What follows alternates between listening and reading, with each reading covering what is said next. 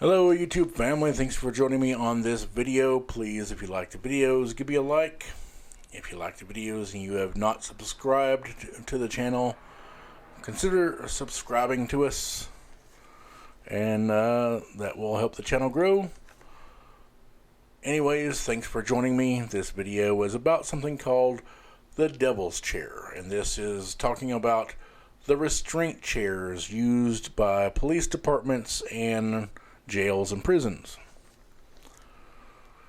With all of the video coming out, particularly over the last several years of police abusing their authority and abusing prisoners, there have been videos of police use of restraint chairs. Some in police custody have been mistreated with these chairs, even causing death in some instances. A man in Clayton County, Georgia, jailed over 2 traffic offenses, was strapped into a restraint chair for several hours. He then had a hood placed over his head and was beaten and photographed while he was in the chair. This according to a federal indictment against the local sheriff. Restraint chairs, also called the Devil's Chair, allow law enforcement to pin down a person's arms, legs, and torso. They are typically reserved for detainees who are deemed a danger to themselves, to others, or to property. However, they have been used in jails and prisons across the United States to punish inmates, just as a form of punishment. The inmate makes you mad, you put him in the restraint chair, that kind of thing. According to the indictment in Clayton County, Georgia, of the sheriff, Victor Hill, the chair has been used to punish those in his jail. Due to the ease of abuse available with these chairs, some jurisdictions have either removed them altogether or strictly regulated their use, what situations they can be used in. One of the worst cases of the Devil's Chair involves a mentally ill man in San Luis Obispo, California, in the jail there, who stopped breathing less than an hour after being released from the restraint chair. The man had repeatedly struck himself in the face and the head, so officers at the jail placed him in the restraint chair and left him naked for 2 days in the restraint chair. After this incident and the subsequent investigation, the county there stated that it would ban the chair's use from now on. The man in Clayton County, identified only as WT in court documents, was arrested for speeding and driving with a suspended license, 2 traffic offenses. Sheriff Hill ordered officers to place WT in a restraint chair despite the fact he had not been physically aggressive with the officers. WT was struck twice by what he believed to be a fist. He couldn't see it because he had a hood over his face.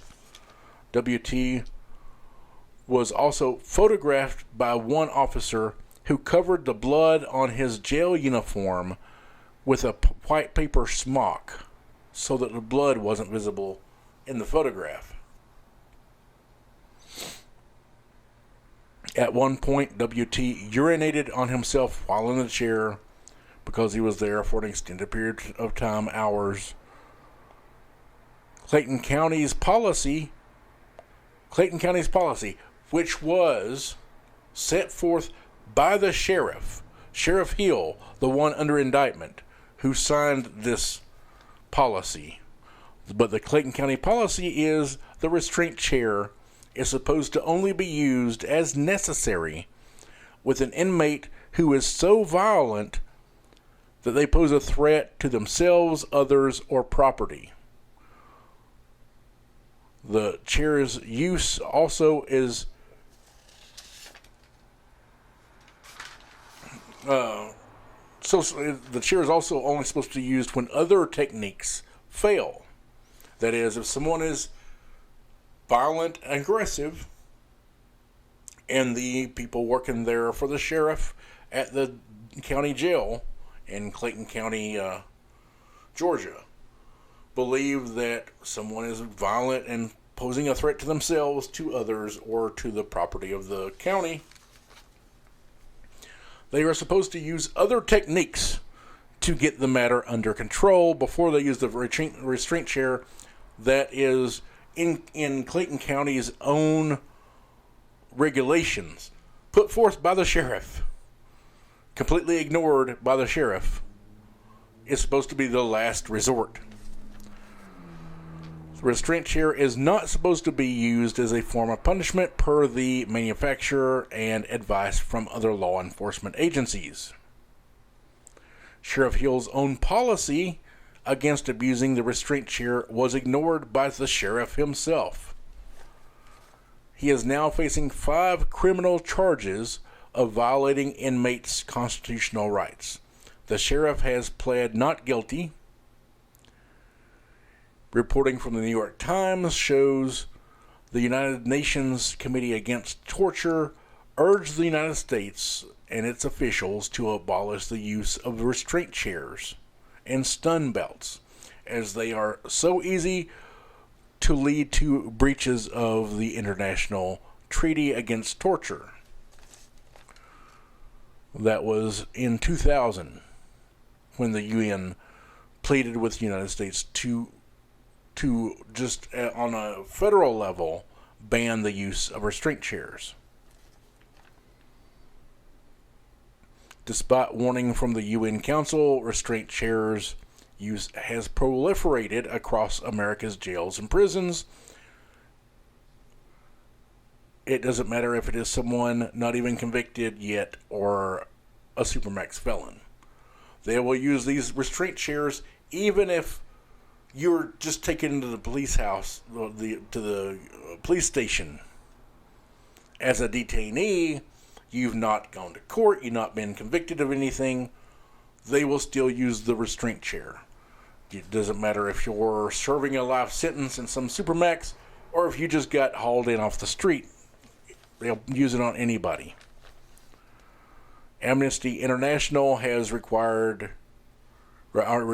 banning restraint chairs use because they are so easy to deploy and their use is virtually unregulated.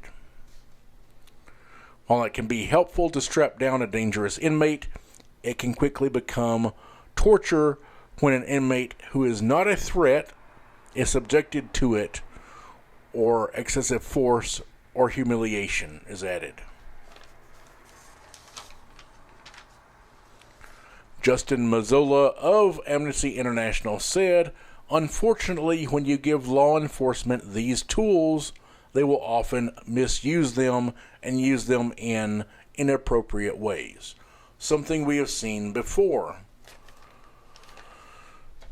This manifests in ways such as strapping detainees down nude, leaving them strapped down for hours or days till they soil themselves, along with hitting them or tasing them while they are strapped down. All of these instances have been caught in police stations, jails, and prisons around this country on the cameras in the jails. For instance, in Chatham County, Tennessee, a corrections officer who was caught on video repeatedly tasing a teenager strapped to a restraint chair. This incident occurred in 2016, and the officer ended up sentenced to 5 years in prison. The teen, however, didn't get off that well.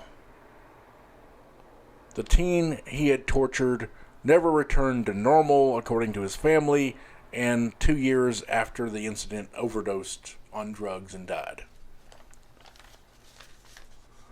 An elderly man this year in Ohio was allegedly placed in a restraint chair for hours after he refused a strip search. While bound to the chair, he defecated on himself and had to sit in his own waste for hours, according to the complaint. He wasn't the only person suggested to this treatment. The complaint alleges hundreds of inmates were similarly restrained for being deemed uncooperative. Some law enforcement officials are speaking out. A lieutenant at a New Jersey jail alleges she was retaliated against. Something else we've seen. She was a lieutenant jailer at a New Jersey jail who was retaliated against for speaking out about abuses involving restraint chairs, where the chairs were being used for punishment, not because of necessity. Back to Sheriff Hill in Georgia. His argument is basically that he did not realize his conduct was criminal, claiming that the chair's use didn't constitute excessive force under clearly established laws. Dozens of detainees have died around the country through the years. In some instances, law enforcement will not release video footage from the jail, police station, or prison. At other times they do. There are times the video is released and people are shocked to see some person, male or female, young, old, strapped to a chair, their arms, legs, and torso completely strapped into a chair. They are immobile, and then they're beaten, or they're tased, or they're slapped.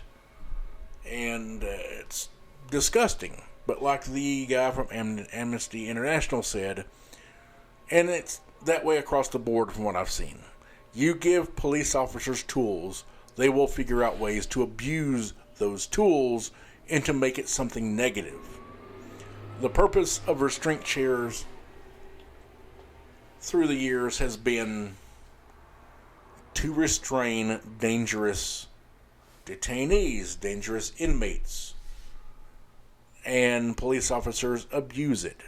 And so you get the situation in California, in San Luis Joe Piscopo, California. The guy with the mental illness, that's one of the problems police have, is that they're not trained to deal with people with mental issues. And so what you often see when someone has a mental issue and police are called, the police officer or officers get frustrated because someone with mental issues is not necessarily going to understand what you're saying, is not necessarily going to follow your instructions, or in the case of so many officers, the things you bark at them very loudly are not going to be understood. Also, with mental illness, you have the overly aggressive, loud police officer barking orders at someone, and it makes them panic, it makes them nervous, scared, and it can go sideways so fast, and it almost always does. It is so bad, if you're dealing with someone with a mental illness, to call the police, because they are going to show up and get frustrated, and it's going to end badly, most likely, for the person with the mental illness. So you get a situation where someone with a mental illness has been arrested, in San Luis Joe Piscopo, California, and is in a police station. They are so often going to get frustrated, and with these chairs available, there's so often the police would just lock him in the chair. Lock him in the chair, tase him, slap him around, whatever.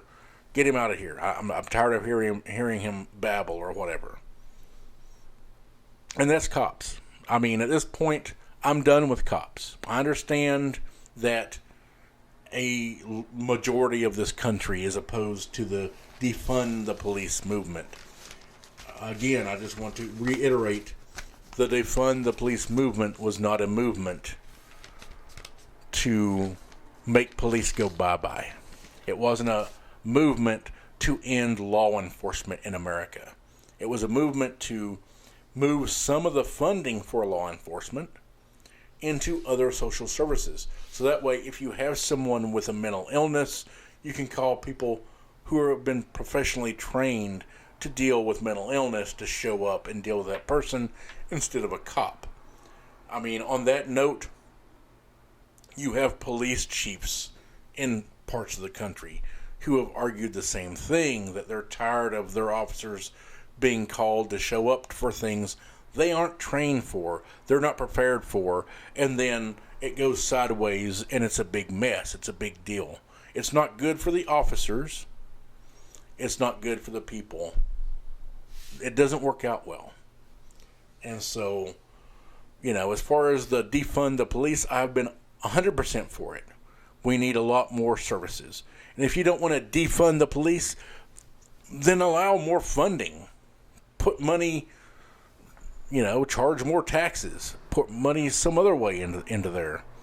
I mean, police budgets are ridiculous. I've done videos. It's ridiculous that we've got police in small town America driving around in tanks and armored personnel carriers. It's absolutely freaking absurd. They don't need that. What we need is a better structure so the right person is getting called and showing up for the right incident. And certainly, we need police. We need our communities to be safe. And if someone's breaking into a home, by all means, call the police. If the police show up and they think the person has some kind of mental illness, they should be able to call some other service that's readily available to show up to figure out if it's someone with a mental illness. That is what we need. But the devil's chair, there are a lot of people just saying it should go away. I'm certainly one of them. There is nothing, we in no way, shape, or form need new ways for cops to physically and mentally abuse the population. Absolutely absurd. It happens, it's going to happen because police abuse the toys they're given to play with. They've already proven it time and time again. And this is what it looks like when someone is subjected to abuse in one of these chairs. Right here, I'm sick. Sit down. I'm sick. Hey, I'm sick of that. Don't hit me in my knee. You ain't seen excessive force you followed. Okay, trust me. Show me the excessive for me. Show me excessive. Hold the head down. Yeah. Please don't kill me. Please don't kill me. I'm sorry. This is prisoner Thomas Friend getting teed off on. He's in a holding area. Hands restrained. It happens over and over again the morning of November 18th. Deputy Jeremy Mooney beating Friend until the suspect was a bloody mess. Interim Sheriff James Nelson addresses the video. The inmate was restrained in a chair, no threat to the deputy, and just a very unfortunate situation. Earlier, Friend was pepper sprayed and after backing away, falls backwards in his chair. The deputy and his supervisor leave him that way for 11 minutes. County Prosecutor Rob Junk says Friend had been combative, even spitting. He says he was a danger to himself. He had been high on bath salts, breaking into neighbors' vehicles, assaulting people. Both the suspect and Deputy Mooney were treated at an area hospital. The deputy suffered a broken hand after all that punching. I do feel it's just another black eye on Pike County, and that's not how our department runs. I think it was just an isolated incident. I'm not going to beat a dead horse anymore. That's it for this Devil's Chair story. Thanks for watching. If you made it to the end, I thank you. Please give me a like and a subscribe if you've not subscribed already. And by all means, share me on your Twitter, Instagram, Facebook, wherever. Leave me comments. Let me know how I'm doing, good or bad. And by all means, have a good day.